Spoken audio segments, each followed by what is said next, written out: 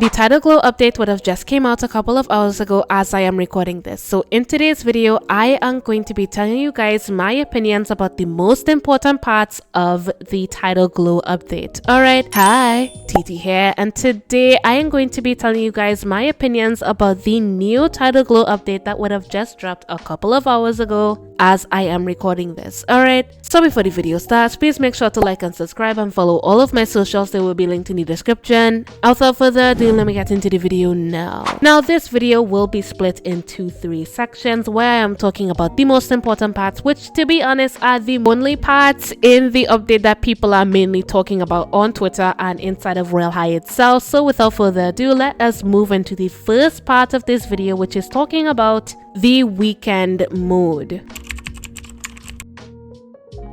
Now, if you have not been in Royale when Royale would have updated last night, Weekend mode is a new mode inside of Royale where you can basically go to a identical campus. It's the same campus, but with absolutely no activities going on inside of the campus. You can just go do your dorm and dress up, roleplay, do all those sorts of stuff, while in the actual campus 4, you no longer have a choice to go to whatever class you wanted or to just like silence the schedule itself. You had to, anytime you're just standing up inside of campus 4, you would be auto teleported to any class that you are in. So even if you were doing a quest in between, this is probably not the campus for you. Maybe you can farm during the break time and lunchtime sequences, but if you wanted to do like any quests in between, you might just be teleported out of nowhere while you're doing like the bathroom quest. And I understand how that could be annoying. A lot of people have been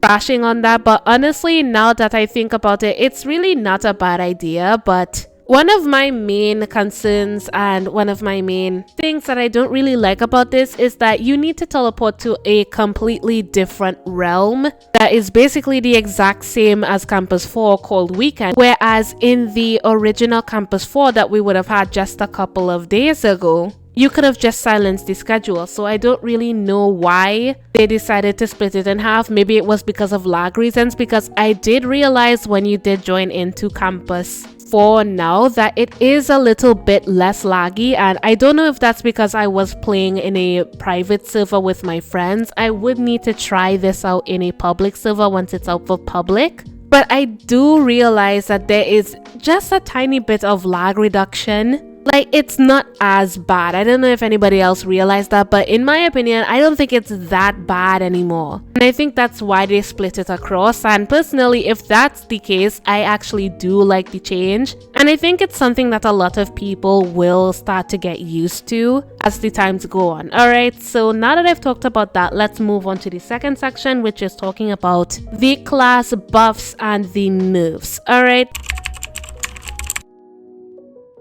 Now, with the class buffs and some of the nerfs inside of Campus 4, I do believe that with the nerfs that was more specifically towards the quest. Please correct me if I'm wrong, but there was an actually really good thread on this on Twitter. I'll put it on the screen right now, and I will be linking it down in the description if you guys do want to read all about that. But basically, the quests have been nerfed more and the classes have been buffed so that they give you more XP once you do the classes more. And I get it, for a lot of the people that mainly use the quest for farming, this is going to be a huge blow to them, because a lot of people have been saying that the Campus 4 is very overstimulating. It can get very tiresome, and some people just want to do the quest over and over again, just like how Campus 3 was, but without the added bonus of just having these loading screens in your face like how Campus 3 was. But along with these buffs, literally everything that you do inside of the game will be giving you more diamonds inside of the game. Like, for example, if you were to eat beat something inside of the game, you would get a pretty hefty amount of diamonds if you were to have one of the game passes, like the diamond multiplier, the game passes, which I am getting to very soon, so don't worry. And overall, in order to get more XP inside of the game, besides doing the quests, you need to participate in the classes and do all of those events to get all the XP. Furthermore, when you have to level up, the level up system does not give you diamonds anymore. So like when you jump up and you level up,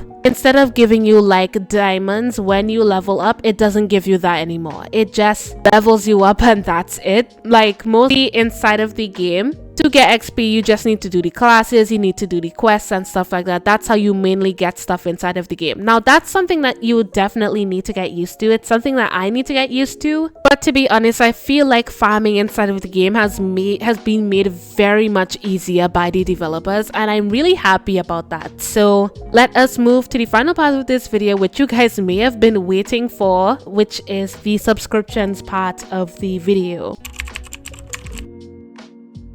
Oh boy, so the subscriptions part has been confusing a lot of people, and a lot of very vocal opinions have been coming about on Twitter specifically, with people basically not really understanding the concept of the subscriptions and why they are there to begin with. Like some people have been calling it a bit money hungry. Even I did call it a bit money hungry because I didn't really understand the full concept of it. But basically, now that there are subscriptions for the 2 multiplier game passes, so just in case they want to try out the game pass for around $5 to $7 depending on which region you are from, for the ×4, or like $4 for the ×2 multiplier, you can buy those to try it out. And if you feel like you are okay with it, you can buy it for Robux for around, I think it's around 1600 for the ×4 and around 700 Robux for the ×2. Now initially, as I would have said before, I didn't really know how to feel about this. I just felt like the subscriptions don't necessarily need to be there, and it kind of seems money hungry. At first it seemed money hungry, please don't come for me. But now that I have like kind of sat down and tried to understand why they are here, it's basically here for players that don't have